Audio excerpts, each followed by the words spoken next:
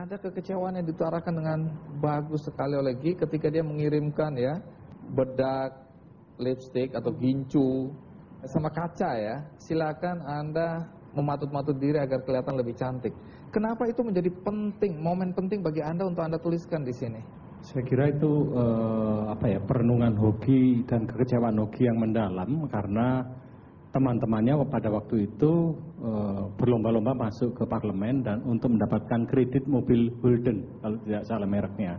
Saya menangkap Hoki ini dibalik keramahan, suka berdiskusi, hadir di berbagai ajang, dia adalah figur yang kesepian. Dan kesepian itu menunjukkan bahwa dia seorang soliter dan nampak sekali bagaimana dia dalam membuat surat-surat, kemudian membuat catatan untuk tulisan-tulisan di media massa, dan bagian itu sepertinya terpisah dengan catatan harian seorang demonstran. Kita bisa melihat di dalam catatan harian seorang demonstran itu ada kevakuman. Itu tahun antara 66 sampai 67 itu kosong, 68 baru pertengahan. Justru ketika itulah tulisan-tulisan itu banyak muncul di media massa, sekaligus surat-surat pribadi dia itu paling banyak menyinggung soal kejadian dan kekecewaan pada kurun itu. Persisnya apa kekecewaan? Kekecewaan dia menemukan bahwa apa yang dikritiknya kepada rejim Soekarno terulang kepada rejim yang justru ikut dia bentuk.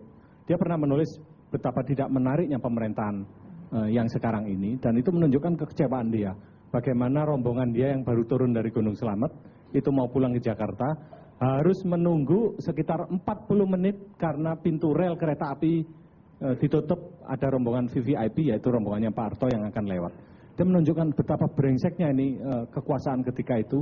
Rakyat sengsara harus menunggu 45 menit untuk menunggu RI1 lewat.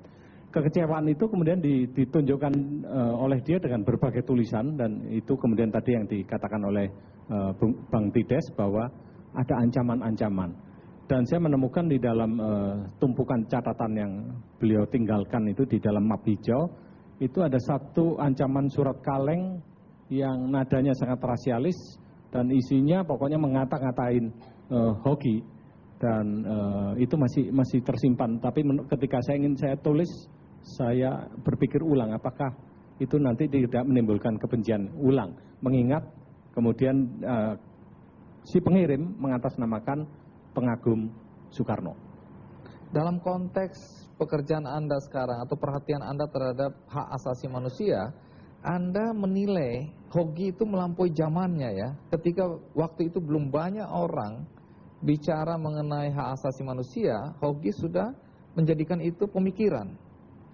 Contoh-contohnya apa yang bisa Anda berikan? Ya, pertama saya membaca catatan harian seorang demonstran ini pada tahun 82, seingat saya, bulan Juni.